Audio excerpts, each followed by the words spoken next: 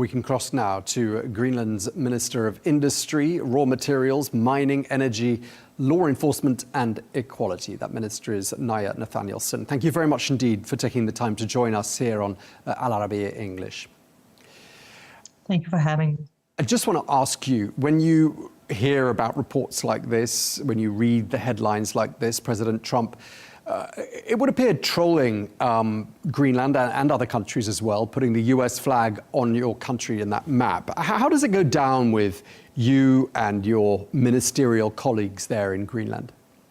We don't appreciate it one bit. As we mentioned many times before, we do not have an interest in becoming Americans. And we are really happy that the dialogue is going on in terms of figuring out how we can accommodate each other's wants and needs. But this sort of rhetoric is still very much unwanted. And I think it draws the attention away from the real issues. How can we heighten security in this area without taking Greenland by force, by the way? Do you take these sort of, I think they're intended with humor, but you never know. Do you take them seriously? For us, it's not funny. We are a culture, we are a people in our own right. This is our land. We have developed it over many, many decades. And we do not appreciate this sort of rhetoric. We don't find it funny. We find it offensive and hurtful, and we want to move away from that sort of rhetoric. I think social media is probably not the best place to do diplomacy and build partnerships. I mean, just seeing that this is back on President Trump's radar overnight, I mean, does it look to you like that ambition to take Greenland by force, which went away last month at Davos, do you think that's now perhaps back on the agenda?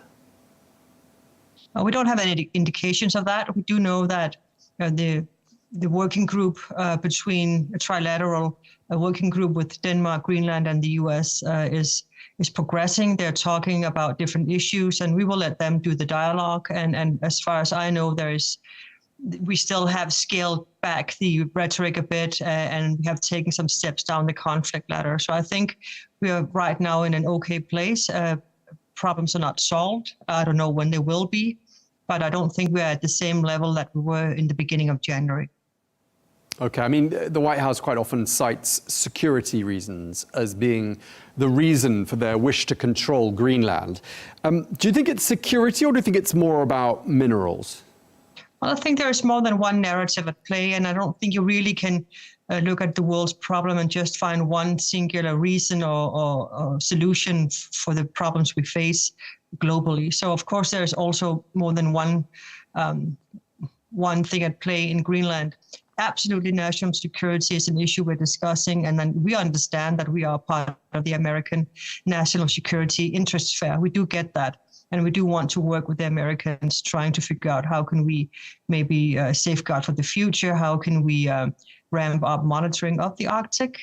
We want to do this in collaboration with the US and NATO and other interested parties. So for us, that is really an open door you're kicking in. Of course, there's also mineral interest, and we can deal with that in on another level, because we are an open economy. It is already possible to invest into Greenland in our mineral sector. We want to welcome it. We want to work with other countries. That's why we have partnerships with other countries on this side as well. So when people in Washington say to you, we must own Greenland, we must obtain it, because if we don't, China or Russia will, how do you shoot that argument down? Well, first of all, there are no current threats from Russia or China, and this has been, I think, confirmed by many different countries and also NATO. We don't see a Russian or Chinese presence in the Arctic on a serious level. Of course, you want to make sure that we also take care of the future, and I think that is doable within the existing frameworks for collaboration. We might need to add some new things to the existing agreements, but I think it's already possible to address this future worry in a, I think, fair manner that respects Canada, that respects Greenland, and respects the US. Okay, when it comes to minerals, the United States wants preferential access to Greenland's mineral resources. Is that something Greenland is open to? Well, we don't know what the US wants. We haven't talked anything specific about the minerals. We have had some interest, but right now, actually, it's more Canadian and UK-based companies that are investing into Greenland, also European. And we do have a memorandum of understanding with the European Union. We have an old one with the US as well that we were looking to renew. So we don't know what the US wants yet. We are probably not going to go down a path where we reserve certain minerals, but we are welcoming investments into different projects that can be developed to mutual benefit. Right. So when the United States says it wants access to your minerals, would you say there is nothing that stands in the way of them going about that in the way that they would go about getting minerals from any other country with a treaty or a deal? Absolutely. Yes. Exactly right. It is possible already. And you can say the difficulty about the mineral sector is not as much how to get them. It's very lengthy. It takes a long time to develop a mining site. It costs a lot of money. It's high risk, long-term, capital intensive, and very technical demanding. So I think the sooner you get going on some projects, the better if you want to develop the minerals of Greenland. But do it with us and through the lines that are already open. Right, and getting Greenland to a stage where it's producing and refining and extracting the minerals and the rare earths and the quantities that are needed, it's going to take time, isn't it? And you know, if President Trump wants them overnight, I mean, would they even be ready in the volumes he wants by the end of his term at the White House? Absolutely not, but we could move forward with many projects. On average, globally, it takes about 16 years to develop a mine site. Many of the most advanced projects we have, they are maybe 5, 6, 7 years into this cycle before they can actually open the mine. So regardless of who owns it, it's still going to take many years to develop these sites into active mines that can export minerals. So it's going to take a long time. And of course, the security of investments would make things quicker, but still you cannot cut many years off this process because it has to do with much more than just money. It's also because of technical issues, technological issues, making sure that the deposit, how big it is and how you want to design the entire mineral structure, mining structure. So it takes a long time for other reasons than just ownership and money. Okay, let's talk about those minerals and rare earths for a moment, because I had to do my research on this. I'm no expert, but critical minerals, we're talking cobalt, nickel, graphite, and lithium, amongst others. Rare earths, this collection of 17 elements that are needed for modern tech like smartphones, electric vehicles, even fighter jets, I'm told. What is it that Greenland has that everyone wants? Well, we do have a lot of those minerals that other countries deem critical. The list of critical minerals is not just one list. It can differ from country to country or union to union, depending on the local industries, what they need and what they want to develop.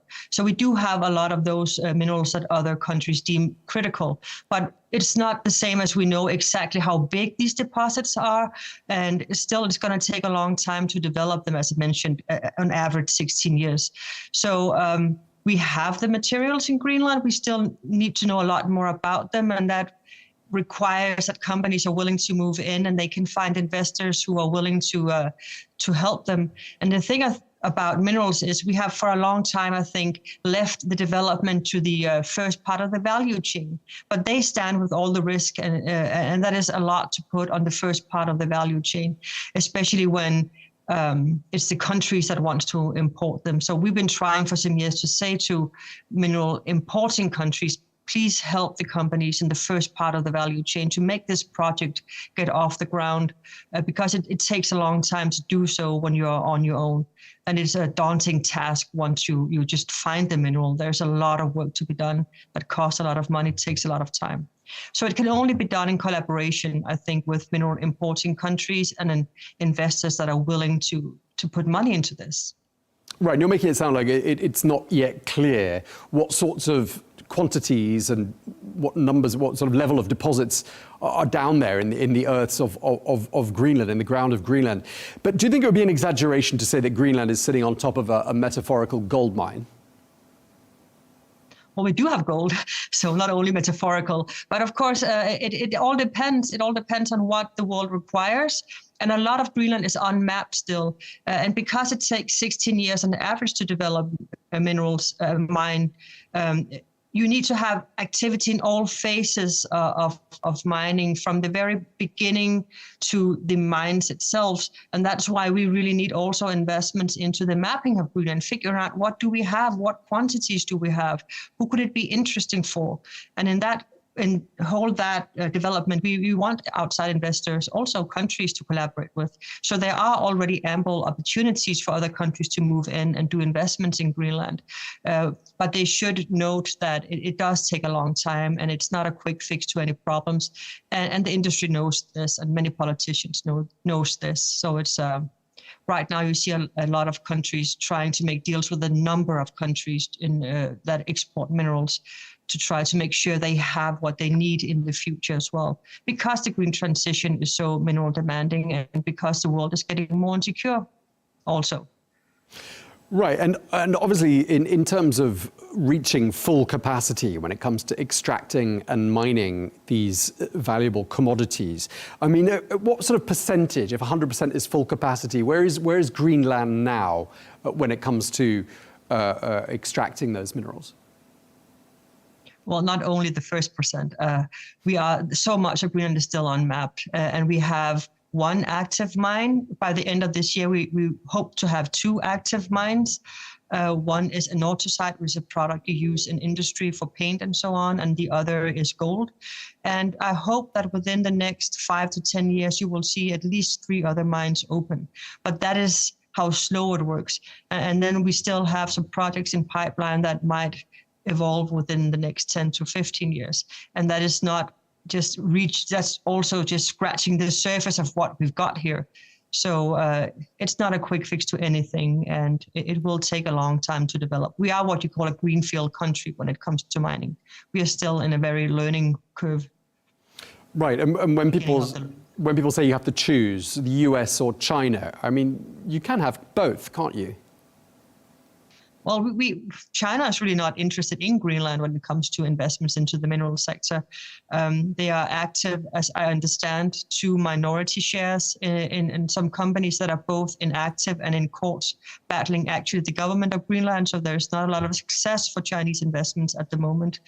We also have an FDI underway, Foreign Direct Investment Act, that will screen possible investments into Greenland for if there's anything that should be worrisome or we should take note of. So that is coming as well. So we have chosen quite clearly that we want to develop Greenland with like-minded partners, and we have especially throughout the years focused on the US, on Canada, on UK and Europe, Australia, and so on, countries that already have a lot of experience with mining. And so that is, I think, who we're looking to, and that's implemented in all of our strategies. So I think we have been quite clear where we stand.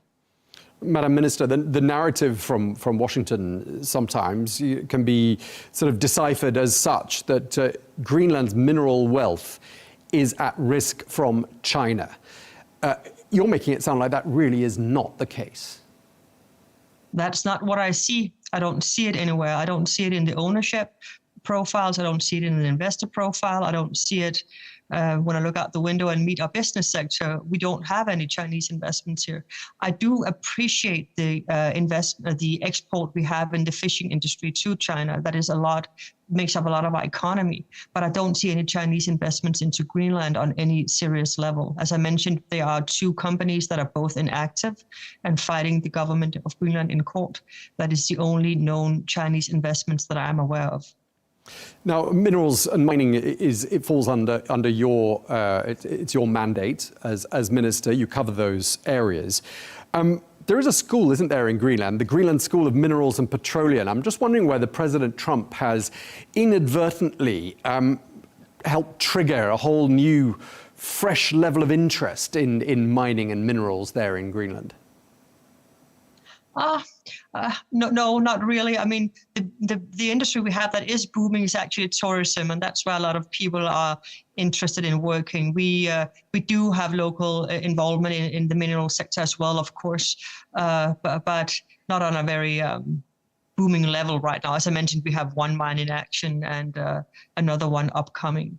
We do encourage companies to employ Greenlanders in their work and use Greenlandic companies, and they do so also. But it's not, you can say, a sector that provides a lot of activity into Greenland right now.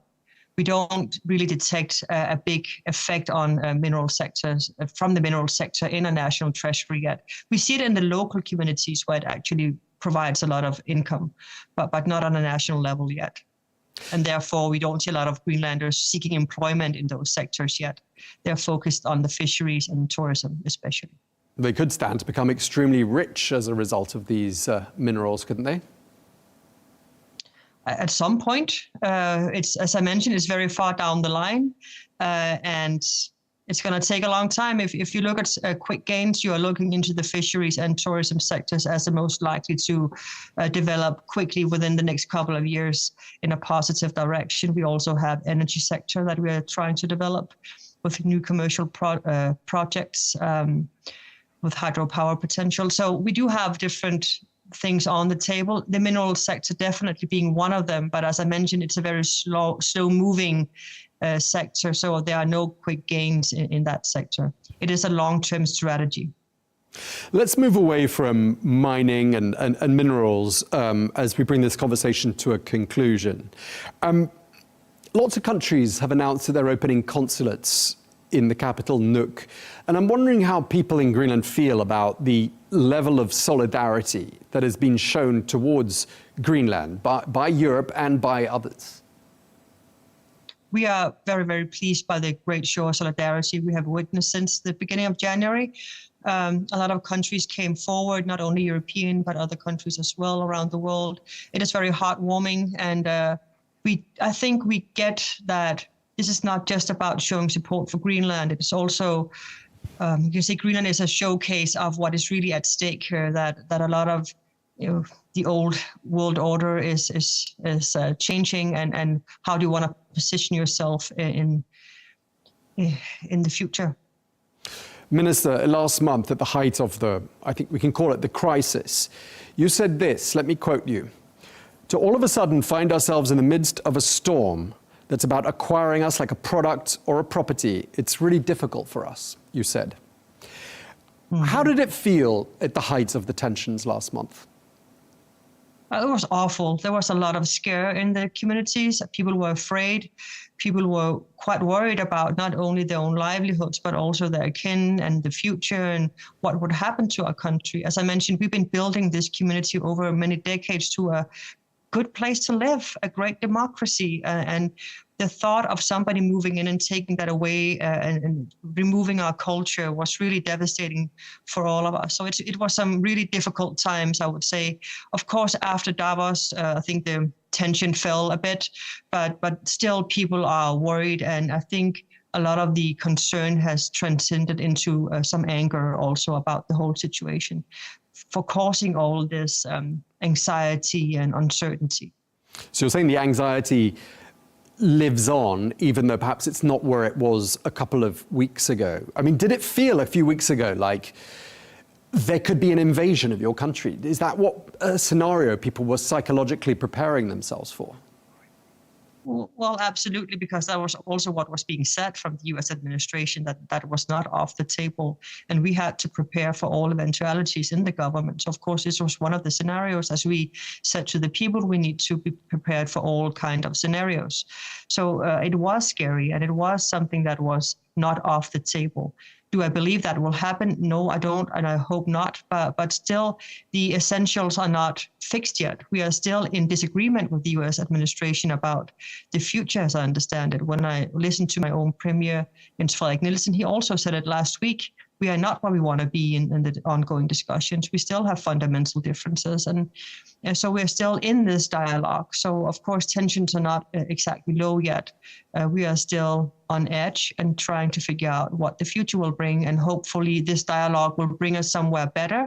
But there is still a lot of tension. Do you blame President Trump for bringing about that sense of anxiety and for creating these tensions? I don't think it can be down to one person. I think this approach to Greenland is not just one person, it's a movement. And as I mentioned, there are many interests in Greenland. It is not a new interest that the US have in Greenland. They had it for many, many decades. We dealt with this many times before, of course. So for us, this is just a renewal of history, really. We always known it was there. And as you mentioned, some is about national security. There's interest in our resources. This is not new to us either. We are an old colony, so of course we know about the outside world's interest in Greenland and our resources. And then finally, there's this element of expansionism or imperialism that we haven't seen for many decades. And I think that especially makes people worried that if that is to be realized, it will mean taking up other countries' homesteads.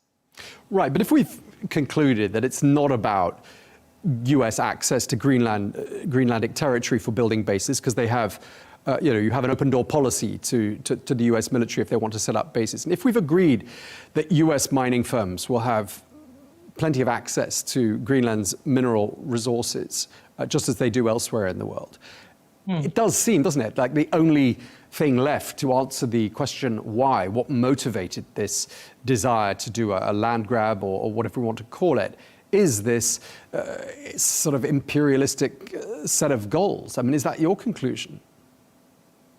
I believe it's one of the reasoning behind it. I don't think it's the only one. I also think there is an interest in our military importance. I also think it has to do with minerals. And I think there is not just one narrative at play.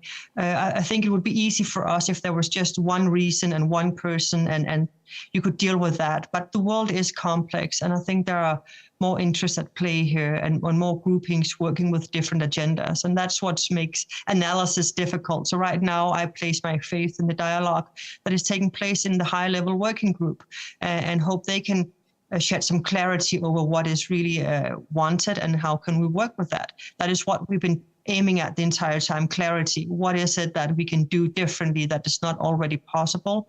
And we are open to amendments, but we cannot reduce this, I think, to just one single reason and one single person. It has to do with much more. It's much more complex than that. Just to wrap up, this is my last question to you. I mean, opinion polls suggest that Greenlanders are overwhelmingly opposed to US control. I'm wondering if the needle has moved at all during these last few weeks. And just lastly, perhaps, do you have a message to the Trump administration? Well, the needle hasn't moved. I think people are quite firm in their stance. We don't want to be Americans, and our message to the US administration and the president is the same. We welcome the dialogue. We do not want to be forced to become Americans, and we don't appreciate that sort of rhetoric. It's very scary for us, and it's unnecessary because we are allies of the US. We are old partners in many respects, and this really takes away trust. So we need to rebuild trust and we need to get back to a path of dialogue. And I think that is the only way forward. And that is speaking from a country that is small and not a superpower, because many countries in the world, I think, can identify with our situation. That is, if it's just about power politics, then this world is definitely changed forever. Naaja Nathanielsen, Greenland's Minister for Industry, Raw Materials, Mining, Energy, Law Enforcement and Equality. Thank you very much indeed for your time today.